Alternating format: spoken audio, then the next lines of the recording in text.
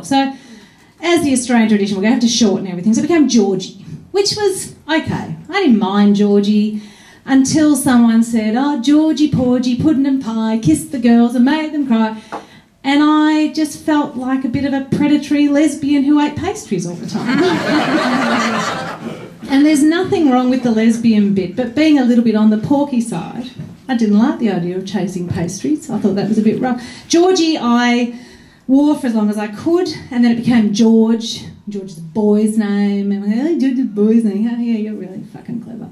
Just think of that one all yourself. The only other people who had my name were my friends' Greek grandfathers, and they didn't want to hang around with a predatory lesbian either. And I wanted a name that I could just find on a cup somewhere, you know, or a magnet. You go into those shops and you flick through and you never see Georgina. Does anyone else have a name you never find on those things? Yeah? Olivia. Olivia. But see, now, Olivia is top of the pops. Do you like your name now? Yep. You've grown into it, you're comfortable. Anyone else with a name they don't like? Oh, aren't you all bloody comfortable? Yes. I'm Carol with a K.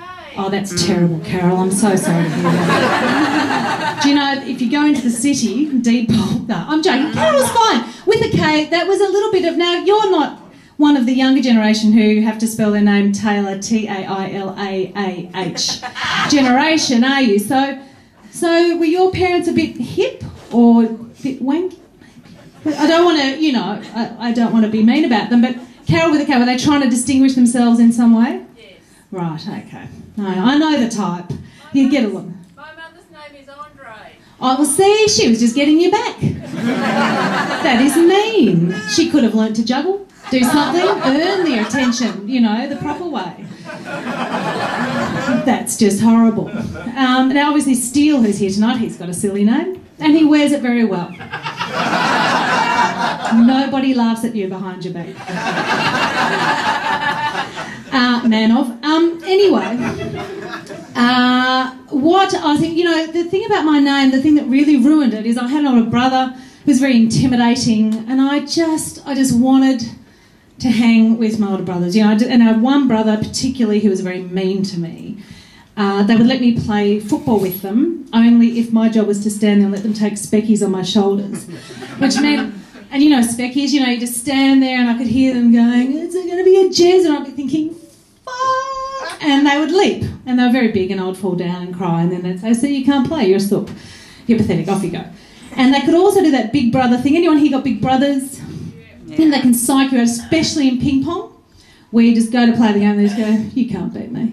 And no matter what you do, you can't beat them because psychologically they've fucked you up. So my older brother decided that what he should call me is Georgina.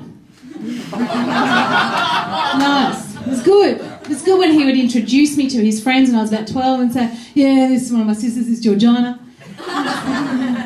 And immediately you knew that all they were thinking of was my Georgina. And I was at an age when I just wanted to be sort of like moulded plastic. I didn't want to have any sign of any bodily parts whatsoever. I thought that was just hideously cruel. But this is the power of the older brother. You know, I just could never ever think of anything to say back to him. His name is Richard. This dawned on me 2 weeks ago. I kid you not. I was writing about this and I thought, fucking hell, I am the stupidest person in the world. Now, I just want to give you all free rein now, just the amateurs versus the comic. How many names can we come up with for Richard? Start the bidding. You can come up with one. Dick. Start with Dick. Dick, we can build on Dick. I mean, you're not going to settle with Dick in a family, are you? How long's Dick going to go? Come on. I'm not going till you all say something. Dickie McEncroe. Dickie McEncroe. That's good. What about Dick Wad, Dick Face, Dick Breath? Dick Head. And he was such a dickhead. Dick what? Dick what? Yeah, now we're getting into it. Oh, I love this. So, Needle Dick, you know, don't forget, you can change the order. You know, as long as you get Dick in there somewhere. Dickless. Yeah, there's somebody who's been held down by her brother and had grime on her face. No, there's that cork as they walk past you. So it's very mean. They were two older brothers and I was the middle child, bit of attention seeking. Now I have to do stand-up comedy. There was a time when it was a lot easier. I could just, be lying on the couch, mum and dad could walk in, I'd be being fingered by an 18-year-old boy, all the attention I needed for as long as I wanted. Now, it would look a bit contrived. Sorry, husband, kids. Mum's after a bit of sugar. Got to go around to poppers and nanas for a little bit. Can you bring your babysitter with me? Not really a cool thing to do, but I'm just going to have a sip of water because just even the talk of fingering makes me a bit dry in the mouth. But we're not leaving the topic there. I've decided that fingering is the worst expression. And I'm trying to reclaim it. So I sort of, think of a few chords and I was like, do you have to call it finger? And then I was thinking, the Americans, the bass system, man, why didn't we get onto that?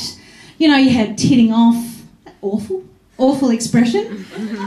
So you'd have your pash, your titting off, your finger, your root, right? Yeah, that's the Australian, in my high school days, that was the order of events. Except that, with the bass system, so I think first bass is? Pash. Pash, thank you very much. Second bass would be? Copperfield, a grope or a titting off. So that's number 2. Number 3, you're down to fingering. Now, and I'm really sorry that there are people here who are a bit old. Anyway, that's okay. At least you're not going up the front row. Well, not yet. If you go there, I can't hear you. The bass system I thought was really civilised because you just talk about first bass, second bass, third bass. But third bass, now, is third bass, and I've done a lot of thinking about this, is third bass oral or fingering? I don't know. Or is it the double meal combo? Because I think, for ladies, hands are always involved. It's not an apple bobbing kind of situation, is it? So either way, and then the other thing I was thinking, and this is probably quite ill-conceived, but the other thing I think, can boys say that about girls? Now we have an American here. Can boys? Sorry. When girls are talking about basses, can they say pash, grope, a tickle on the Biffin's Bridge? Now, the Biffin's Bridge is the place where a man's vagina should be. It's a little bit of spare skin. But, so what are the basses? When women talk, so there are so many questions and so few answers. I really got into this. But the other thing I really want to know, and I want to talk to Americans about, but it just feels weird to come right up and say, now, hi, you're welcome to Australia, hate your president, love Oprah, fucking love The Sopranos. It's a really good show. Now, this basing, is it titting off, is it fingering, is it, it just would seem a little bit rude. I think it's a little bit rude to talk about any of those things. I'm George, you've been fabulous. I know we've got to raise some money now for the bushfires.